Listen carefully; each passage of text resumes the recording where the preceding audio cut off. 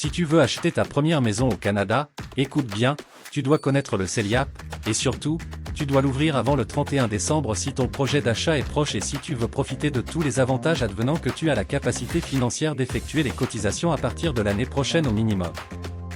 Je t'explique tout dans cette vidéo. Le CELIAP, c'est le compte d'épargne libre d'impôt pour l'achat d'une première propriété. C'est un régime spécialement conçu pour t'aider à économiser en vue d'acheter ta première maison au Canada. Comment ça marche? Tu mets de l'argent dans ton CELIAP, tu reçois une déduction d'impôt, ton argent peut croître complètement à l'abri de l'impôt, et quand tu l'utilises pour acheter ta première propriété, tu peux le retirer sans payer un seul dollar d'impôt. En gros, c'est comme si on avait combiné les avantages du CELI et du REER, mais uniquement pour les futurs propriétaires. C'est littéralement le meilleur régime pour les premiers acheteurs au Canada. Maintenant, parlons des montants, et c'est là que ça devient très intéressant.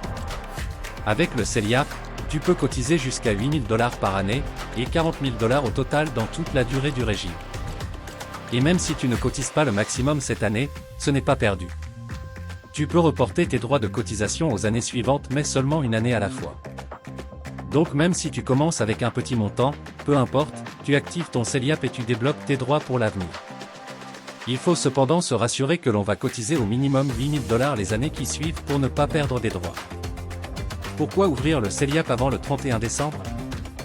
Alors là, c'est une question que tout le monde pose, est-ce que c'est important d'ouvrir mon CELIAP avant la fin de l'année? La réponse est que ça dépend de ta situation, et je t'explique. Pour certaines personnes, c'est vraiment important.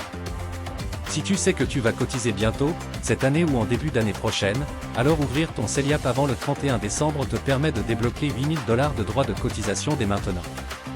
Si tu attends l'année prochaine, tu perds simplement un an de droits supplémentaires, ce qui peut retarder ta capacité à déposer plus d'argent et à économiser plus rapidement pour ta maison. Mais pour d'autres, ce n'est pas urgent. Si tu n'as aucune intention de cotiser avant longtemps, ou que l'achat d'une maison n'est pas du tout dans tes plans pour les prochaines années, tu ne perdras rien financièrement en attendant. Ouvrir ton CELIAP plus tard ne t'empêche pas de commencer à cotiser quand tu seras prêt, et tu ne seras pas pénalisé si ton horizon d'achat est encore très loin. Au contraire, ça pourra être un problème pour toi si tu l'ouvres sans la capacité financière de cotisation qui est souhaitée. J'espère que c'est clair maintenant. D'ailleurs, si tu veux en ouvrir un, voilà les conditions. Tu dois être résident du Canada, avoir 18 ans ou plus, et ne pas avoir été propriétaire d'une maison dans les 4 dernières années. Ne pas être conjoint avec une personne propriétaire. Mais ici il y a une subtilité à noter, si tu as ouvert ton compte avant de devenir conjoint ou marié à un propriétaire, tu conserves tes droits. Si tu remplis ces critères, tu peux ouvrir un CELIAP, même si tu n'as pas encore d'argent à y mettre. Mais on ne le recommande pas. Cependant si tes projets, ta situation financière te le permet, n'hésite surtout pas. Maintenant, tu te demandes sûrement, où est-ce que je peux ouvrir mon CELIAP? La bonne nouvelle, c'est que c'est très simple. Tu peux l'ouvrir dans ta banque habituelle, dans une caisse populaire, ou même sur une plateforme d'investissement en ligne si tu veux gérer toi-même tes placements. L'important, c'est juste d'avoir un compte ouvert avant que tu veuilles commencer à cotiser et de choisir l'institution qui te convient le mieux. Et rappelle-toi, ouvrir ton compte, ce n'est pas la même chose que cotiser immédiatement.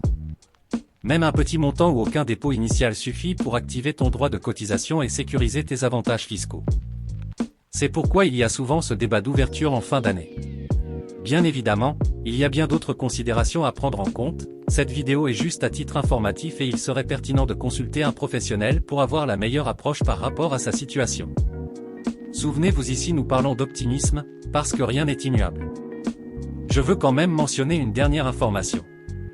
Il y a une chose que beaucoup de gens ne comprennent pas, le CELI, le REER et le CELIAP, ce ne sont pas des placements, ce sont des régimes fiscaux. Un régime, c'est simplement une coquille qui détermine comment ton argent sera taxé. Les vrais placements, ce sont ceux que tu mets dedans, actions, fonds indiciels, obligations, certificats garantis.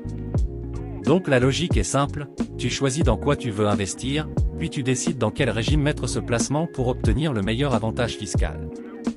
C'est un détail crucial pour faire fructifier ton argent intelligemment et profiter au maximum des avantages du CELIAP ou des autres régimes. Voilà, tu sais maintenant tout l'essentiel sur le CELIAP, comment il fonctionne, les montants à connaître, et pourquoi ouvrir ton compte peut faire une vraie différence pour ton futur achat immobilier. Dis-nous en commentaire si tu vas ouvrir ton compte cette année ou si tu vas attendre.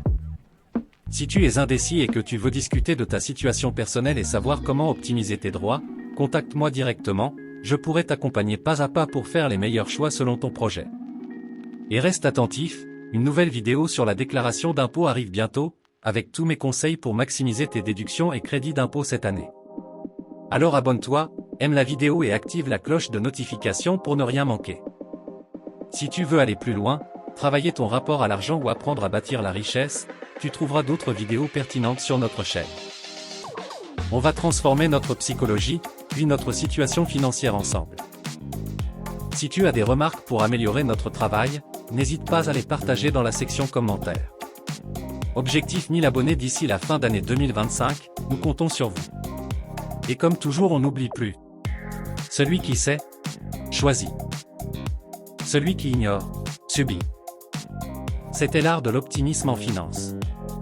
À très bientôt.